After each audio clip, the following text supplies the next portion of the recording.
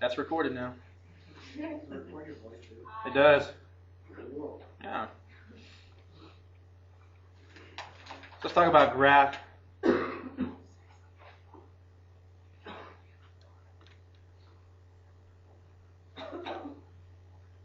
Graphing by plotting points.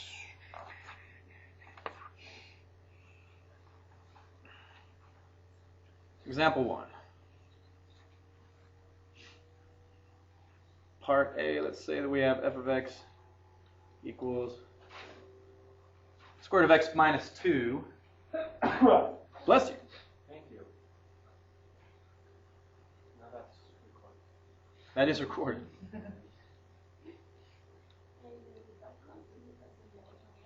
Yeah.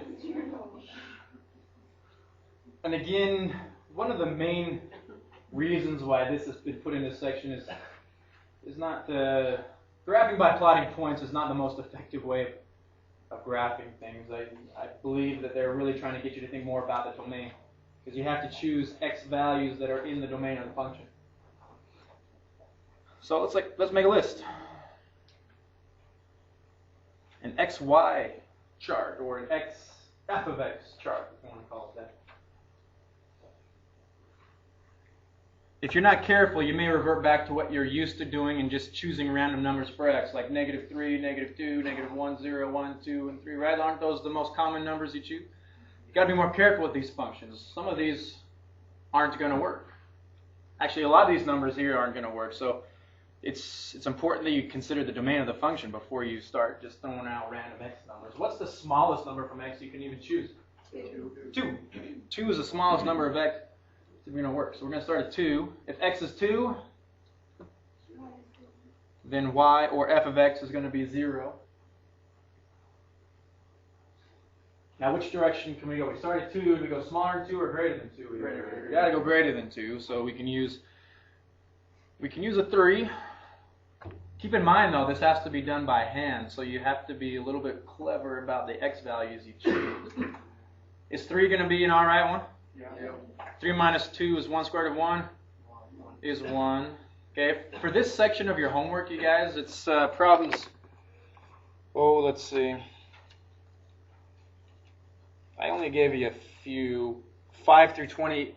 It's the section labeled 5 through 28. I want you to do at least 6 points, just so you can practice. So let's keep going here. Well, for this one, we're going to have to do some really large numbers of. All right. Now here's the problem. What if you choose 4? 4 is still in the domain. What's the problem with 4? The square root of 2 is irrational. Very hard to graph irrational numbers. So 4 would cause you some problems. So 6 might be a nice one, right? Why 6? 6 minus 2? Square root of 4? So 6 comma 2 is on there. All right. Well, they're getting tricky now. What's another? 11 would be an alright one. 11 minus 2 is 9. Square root of 9 is 3. Let's just do one more for sake of time. We're on a short day today. 11 would work. 18 would be an awesome one.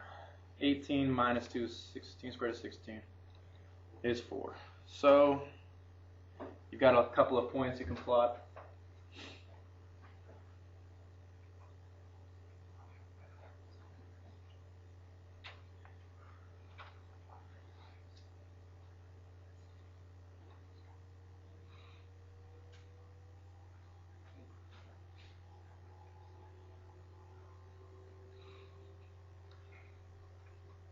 There we go. Incidentally, just referring back to what we were doing, we were practicing a little bit of this before we started the AccuPlacer. Section 3.5, or not 3.5, 2.5, coming up here in a few sections. We learn quicker ways to graph certain functions involving transformations, and this is something you guys did a ton of last year in Algebra 2, but x minus 2, since it's inside the function, where would it shift the function? If you can think back. Just take a look at where the graph is moved after we plotted points. It's moved 2 units to the right. That has something to do with this transformation inside the function. And it should be ringing a little bit of a bell. We'll talk more about that in section 2.5.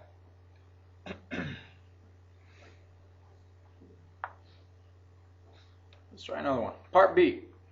New function.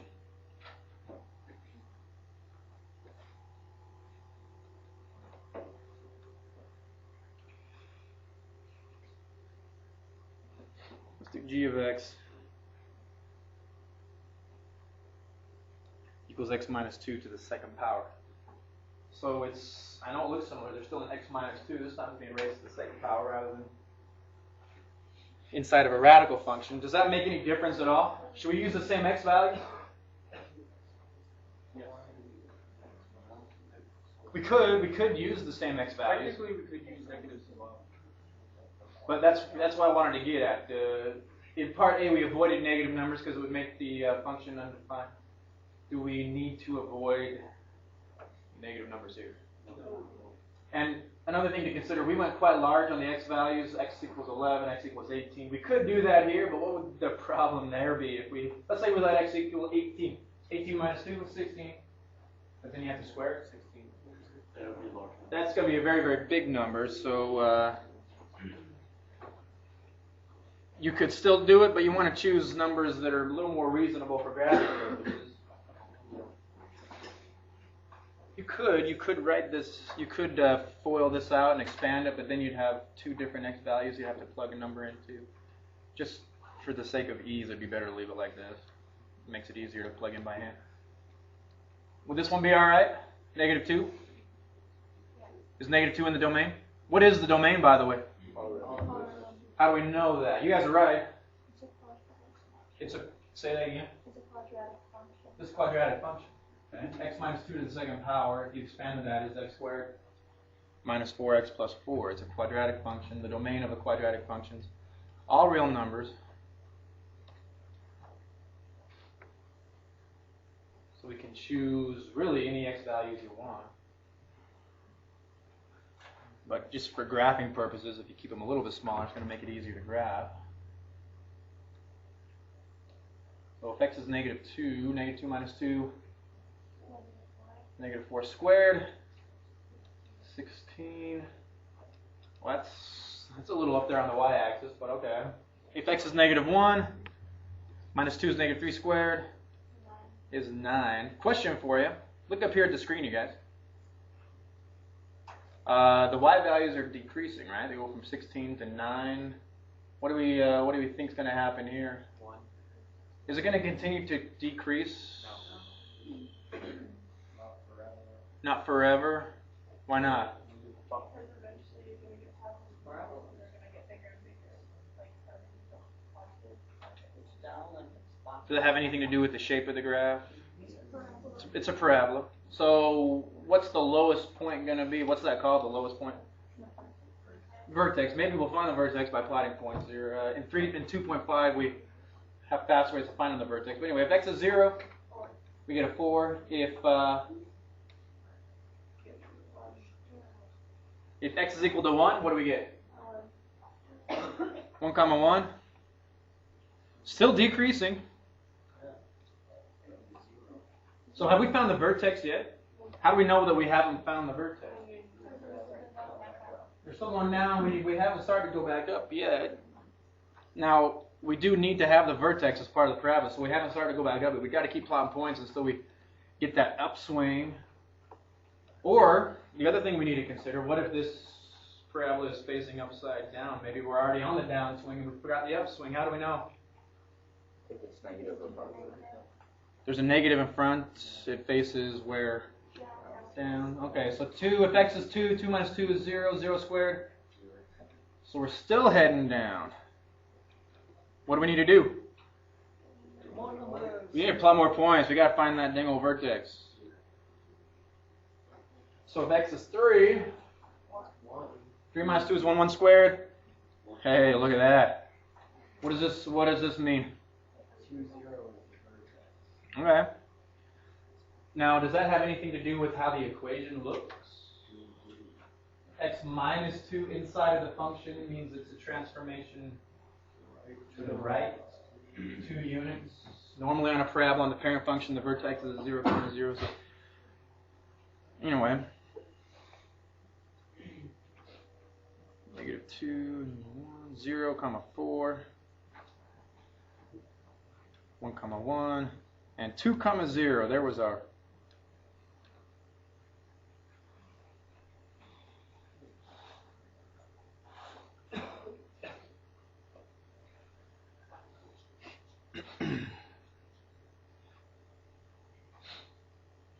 There's one more type I think I asked you to graph for that particular section of your homework. Let's do one like this.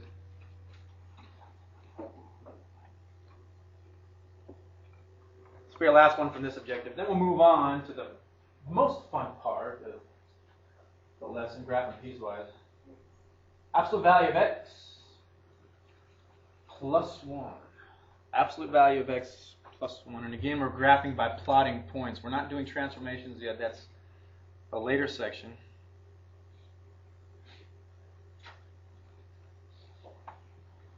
The reason that you are asked to plot points is so you can consider the domain.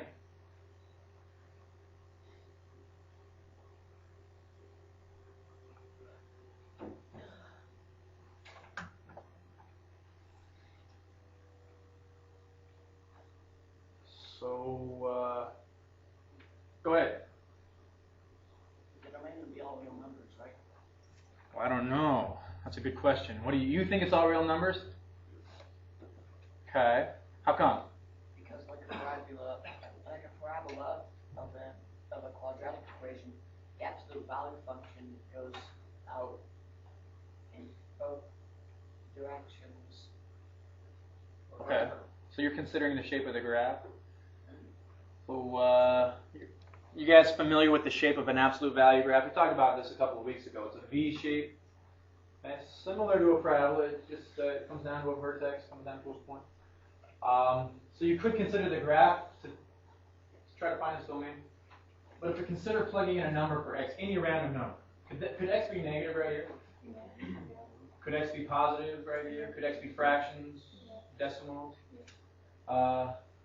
The other thing to consider, if I plug one number in for x, how many numbers am I going to get out for y? So let's say I plug in a negative 10. What's the absolute value of negative 10? 10 plus 1? Only one number for y. So what is the domain? Is it a function, first of all? If I plug one number in for x, do I ever get more than one thing out for y? So each input provides one output. Domain is all real numbers. You can plug anything you want into an absolute value expression here. X could be positive, x could be negative. So what values of x should we choose?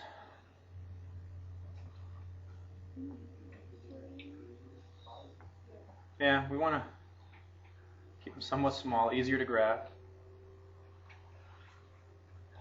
These ones are pretty quick. Absolute value of negative 3 is 3, plus 1 is 4.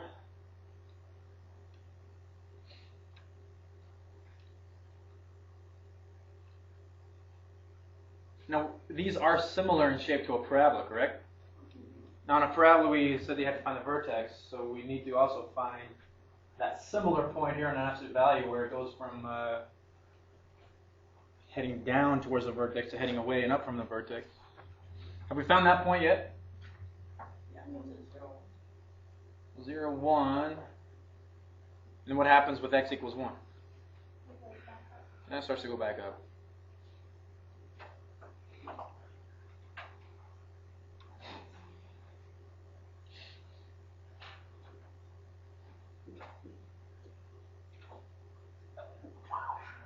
Bless you.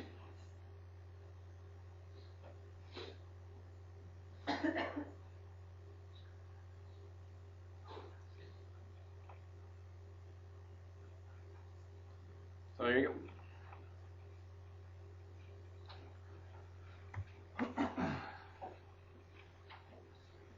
Let's move on. Objective 2.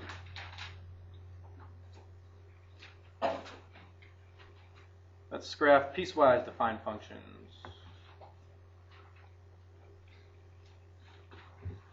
Before we actually get into actual piecewise functions, I want to have you practice something first. Just a little background. So if I asked you, let's make this example 2. If I asked you to graph this function, let's not graph it yet, let's talk about it. Let's talk about what it would look like. before we graph it. f of x equals 2x minus 1. No. Just be a linear function. For a parabola has to have an x squared that makes it the second power. So it's linear, has a slope, 2x minus 1, the slope is 2, the y-intercept is negative 1. So if we were to graph this, we're not going to graph this yet, if we were to graph this, what would the domain be? What number could I plug in for x and multiply it by 2? Anything. So the domain is all real numbers. But what I'm going to have you do is graph this on a restricted domain. Okay? So if I were to graph the whole entire thing, you guys, I don't want you to draw this yet. Just look up here at the screen. If you were to graph this function across this entire domain, you'd start at negative 1. That's the y-intercept. And the slope is 2, so you go up 2 over 1. Isn't that what the function would look like? Right? What I want you to do is graph this if x is greater than or equal to 1. So we're not graphing the entire function. What are we graphing? We're graphing only the values of the function where x is greater than or equal to negative 1. We're graphing a piece of the function. Okay? For this one, we're just going to graph, we're going to show the graph if x is greater than or equal to 1. So how do we do that? How do we graph only part of the function? Put a dot on each side, like wherever you want it, just be sure you put x and get it, and it's going to be put a number, or like a dot where that would start, and you put a number down. Okay. Now what kind of a dot are you talking about here? If it's greater than or equal, could it be a solid dot? Okay. Did you hear that? I don't know if you guys heard that. And I don't know if the people around you heard that because you're talking so much. Right? But I like that suggestion. Let's put if x is greater than or equal to 1, what is the value of this function when x does equal 1? So what I'm going to have you do, you guys, come over here to the right side of the graph. Let's start listing a table of values related to this function, but only x values that are inside of this domain restriction here. X has to be greater than or equal to 1. So where are we going to start? What's the first value of x we should choose? 1. What type of a function is this going to be? Linear. How many points do we need for a straight line? We only need 2 points to find a line. We only need 2 points. So we have this one here. If x equals 1, what do we get for y? 2, we get 1 comma 1. So let's put a point there at 1 comma 1. We need one more point to define a line. Now x has to be greater than or equal to 1. We already have where it equals 1, so what should the next value of x be? X could equal 2. Now why would I not choose 0? Because 0 is a nice number to plug in. I want only if x is greater than or equal to 1. 0 wouldn't work. It's not within that domain restriction. So if x is 2, 2 times 2 is 4 minus 1 is 3. 2 comma 3. So here's another point on the graph. Does that mean all I want you to do is connect the 2 points like that and that's it? Is that what are we doing here? It's a range. X can be any number that's greater than or equal to 1. And that means x could be 2, x could be 3, x could be 4. So we have to continue that function to the right. Would it have made a difference, you guys, and this is really important to pay attention to, would it have made a difference had I erased the equal? Yeah. Had I erased the equal to part, that's not looking good, there we go. Had I erased the equal to part, now it's x is strictly greater than, what would the difference have been? Okay, so I heard 2 really good suggestions there. Let's stay on that and then we'll get back here. What was your suggestion? I said to put an open circle at the 1 on 1. Make this into an open circle? Mm-hmm. What do you guys think? I agree. Yeah. Putting in, so you're talking about this point right here, right? Is that what you're talking about? So putting an open circle and then what? Straight line out there, yeah. Just from there? Okay, let's talk about this, you guys. Could x equal 1? No, does x equal 1 right here? There's an open circle there. Could x equal 1.000001? Yes. So here's 1.000001. Is that part of what's being defined on the function? Yes. Okay.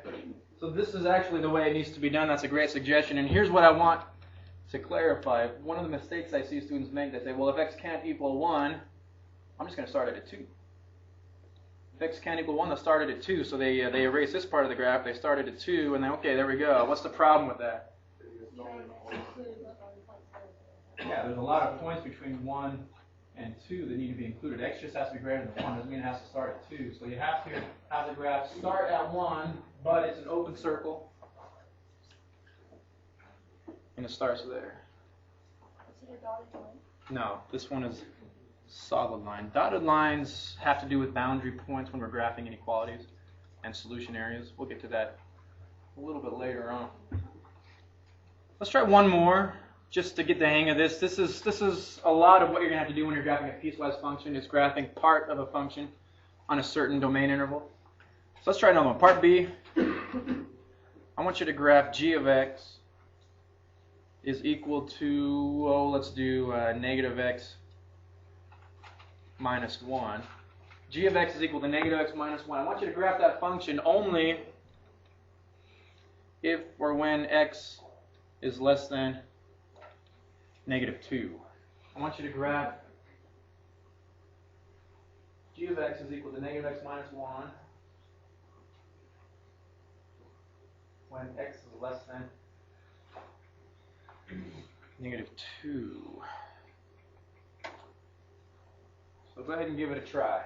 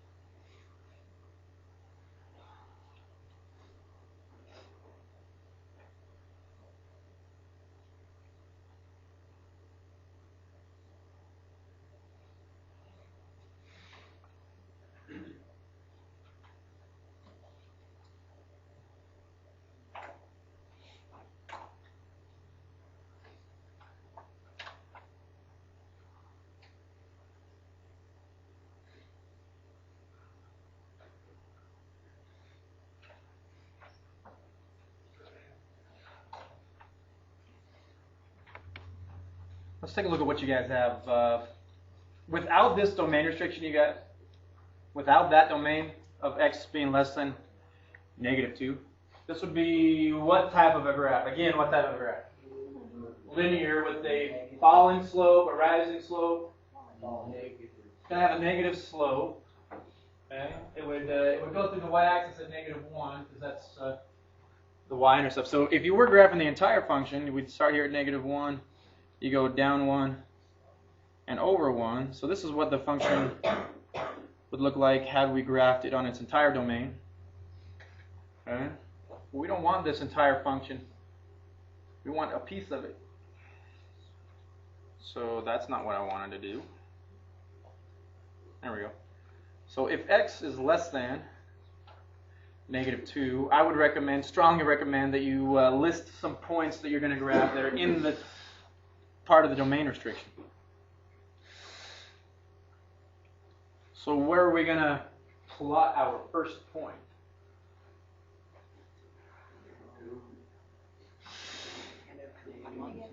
Now, let's talk about this. What is going on with this thing? It's wigging up. Is it okay for x to equal -2? Yes. No. It can't equal -2, so why are we going to plot it? Because it's gonna be a -2. That's where the open circle has to be. Okay? And that's where the graph tends towards. We just have to make sure that there's an open circle there. So we are going to allow x to equal -2, but you have to remember, and I'm going to actually write it here, you have to remember that it's going to be an open circle. Okay? Because it means something way different if you fill it in. So if x is -2, ooh, man, be careful here. -2, if x is -2. What's the opposite of -2? 2 minus 1 is 1. So I'm going to say the point is -2, 1, but in parentheses, just so you don't forget, make sure you write this is an open. That has to be an open circle. Okay, -2, 1. It's an open circle there. All we need is one more point in the domain. What are we going to choose? -3 would be great because that's less than -2. If x is -3, the opposite of -3 is 3 minus 1 is 2. So -3, 2. And that's the piece of the graph we're looking at. So the only thing now with piecewise functions is we're going to do the same idea, but it's going to be multiple pieces on the same graph from different. It's all one function, but the pieces of the function look differently. Okay? So let's do a full-blown piecewise function. Example 3. Excuse me.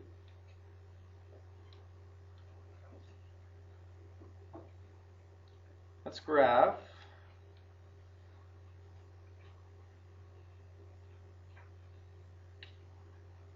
f of x is equal to x plus 1 when x is less than or equal to -1. It's equal to 2x plus 3 if x is greater than -1.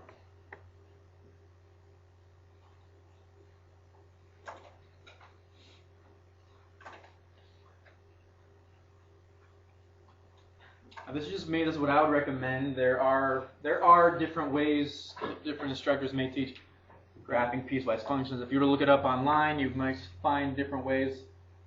From what I've found, that I like this idea of making a quick little table of values for each piece, and the table of values depends on the domain restriction for that piece. So if we're considering only the top piece, here, matter of fact, here's what I want you to do. Okay? Circle this top piece here really lightly. Let's make a table of values corresponding just to this top piece of the function, an XY chart.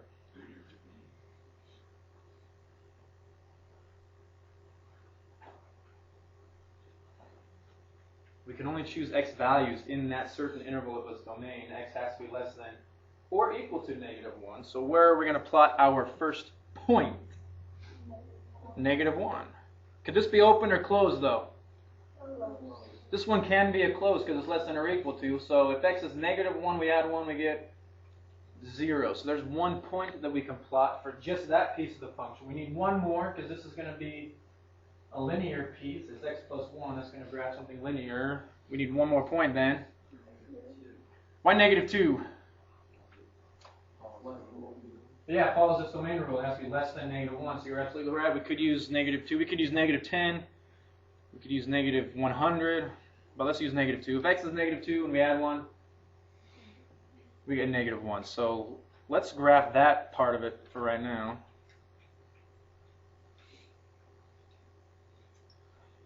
We have -1, 0.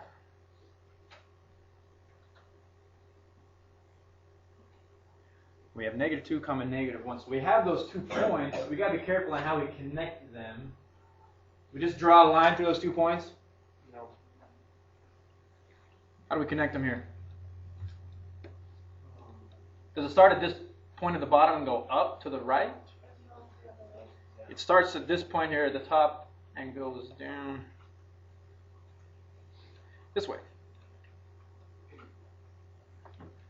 Now, it's never a bad idea just to check, had we graphed the entire function without the domain restriction, wouldn't it have to cross through +1 on the y-axis? So if you imagine this line graphed all the way throughout, where does it look like it's going to cross the y-axis? Positive 1. And does it have the correct slope? Does this line go up 1 and over 1 as the slope says it should? Yeah. Okay. Second piece then. So if we consider just the bottom piece of this, we can make a table of values for the bottom piece of this. Where are we going to plot our first point? Okay, what do we have to be careful with at -1 for this piece of the function? Open circle. You've got to make a note of that. It's got to be an open circle here. So if x is -1, -1 times 2 is -2 plus 3 is 1. But that has to be open. So -1, comma 1. We need one more point to define this line here. So we could use x is equal to 0. 2 times 0? 0 plus 3 is 3, so 0.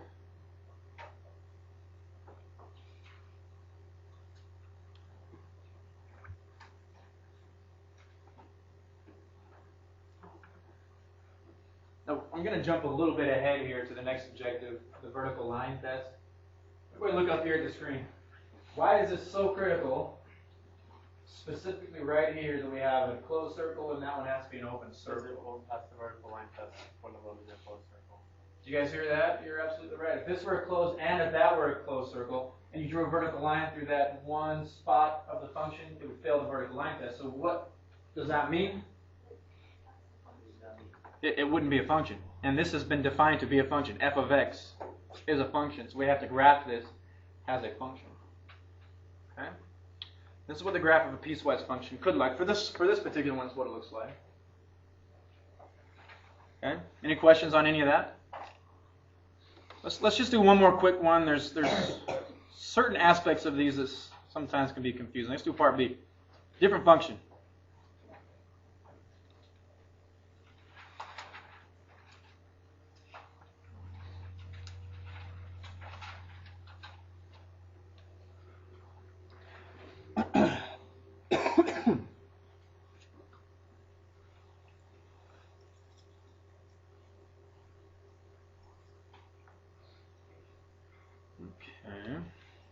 F of x is equal to 3.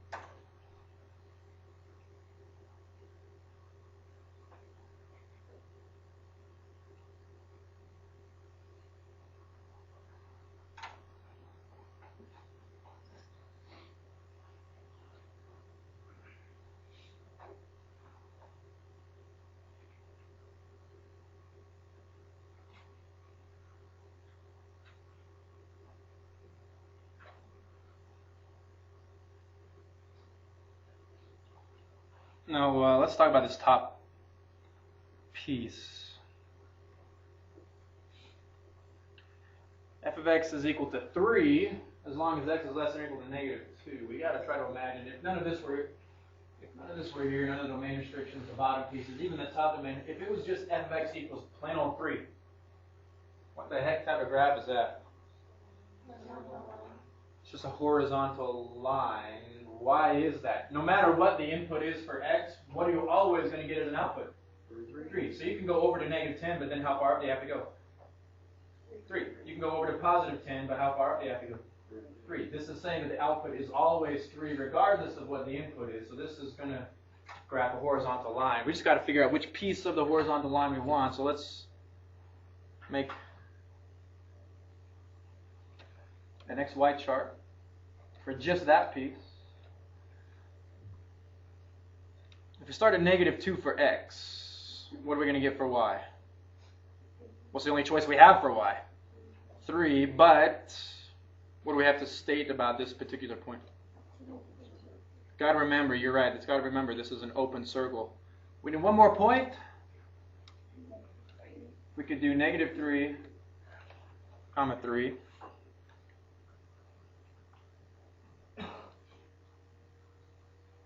These are what are called constant functions. They have a slope of 0.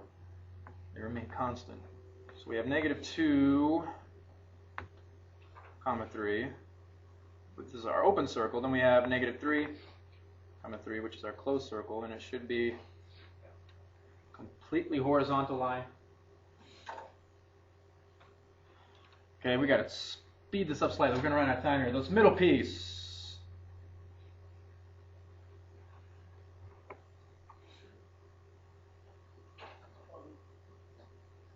Isn't another constant function? Yes. It's a little bit different though. The last piecewise function we grabbed, one of the pieces had an arrow pointing to the left, the other one had an arrow pointing to the right. Is this one? What's happening here? A line segment. I like how you described that. Why is it a line segment? X can go no lower than negative 2, but it can also go no higher than positive 1. So let's make an XY chart for this one. Now, when you're inequality, the domain restriction here is bounded. It would be in your best interest to choose the two endpoints here, negative 2 to positive 1, as part of your list of values of x. So you know exactly where to start, you know exactly where to end, and you could do a few in the middle as well. This one is not super important because what's the only output you're ever going to get? 1. If this were something that allowed you to plug values in for x to get something different, you may want to choose some more points. But if we start at negative 2 for x, we're going to get a 1 for y. What's the highest value we should choose for x? If x is 1, we're going to get a 1 for y. But you have to make sure you remind yourself, that's got to be an open circle at 1, comma 1. So negative 2, comma 1, it's a closed circle. 1, comma 1 is an open circle.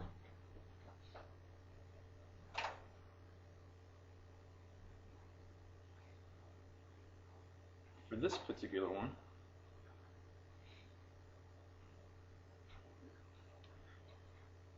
making a table of values related to that bottom piece of the function. David, what do you think? Look at the... We need to make a table of values for this, and this is the domain restriction. X has to be greater than or equal to 1. So what would be a good value of x to start with? Positive 1? Can that be an open or a closed circle? That one could be a closed circle because it's equal to. So if we let x equal 1, 2 times 1 is 2 plus 4, 6. So 1, that's way up there. 1, 2, let's see, 1, 2, 3, 4, 5, 6. 1, comma 6. Let's give us one more point in this table of values. Greater than 1. So we can choose 2, that'll work. Alright, x equals 2. Oh, it's going to be way up there. Alright, if x is 2 times 2 is 4 plus 4 is 8. So 2 comma. So it's right up there. Those are piecewise functions. Not so bad, are they? They're kind of fun. Now,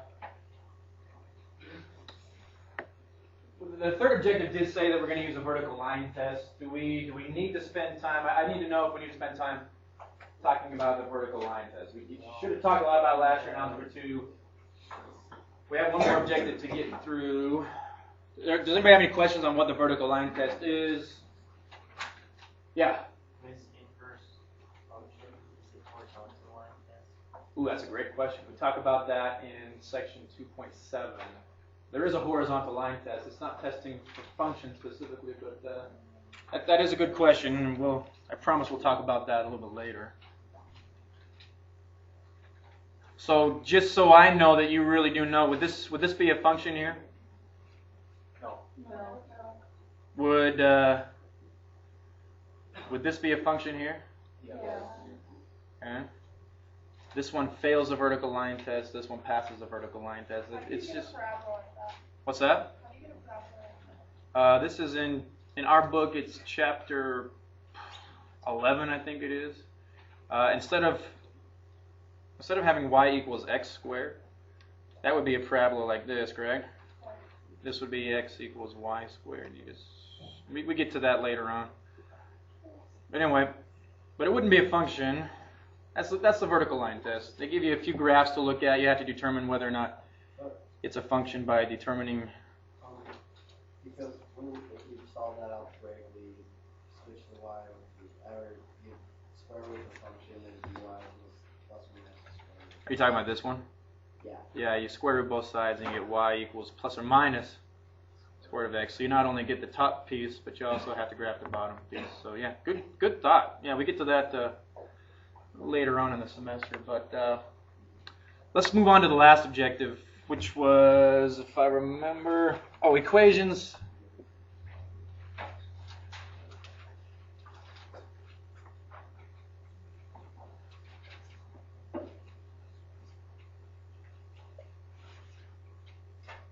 Equations that define functions.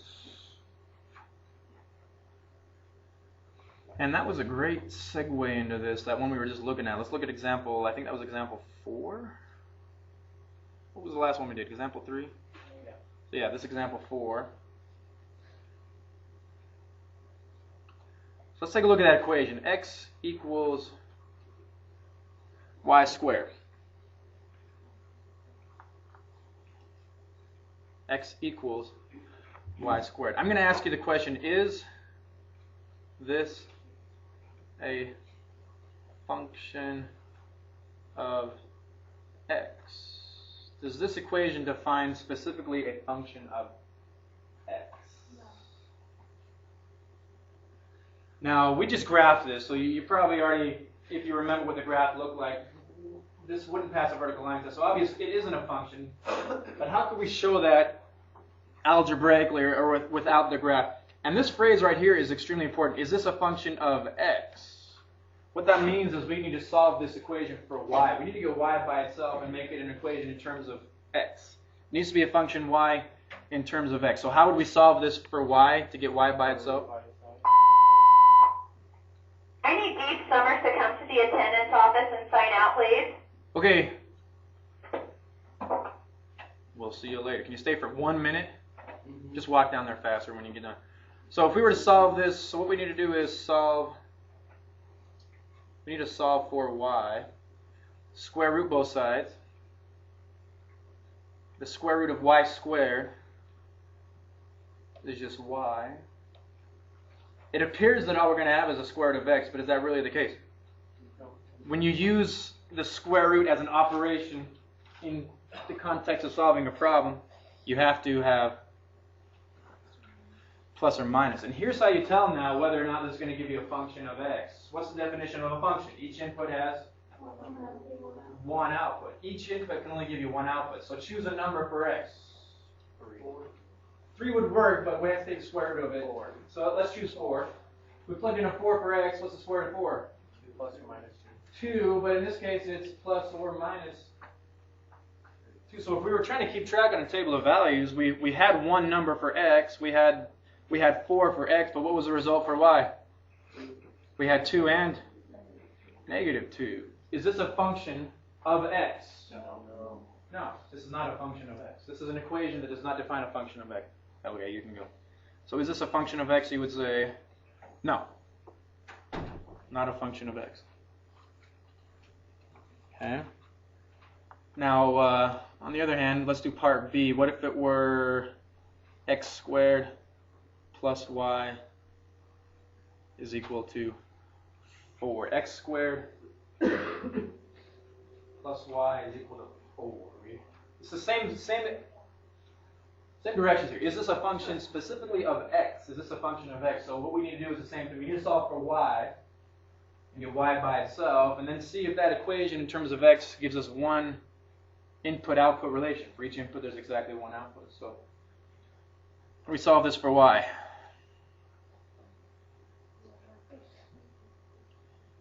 Subtract x squared. Now we have y is equal to the opposite of x squared plus 4. Oh, this thing is really not liking this recorded. So does that define a function of x?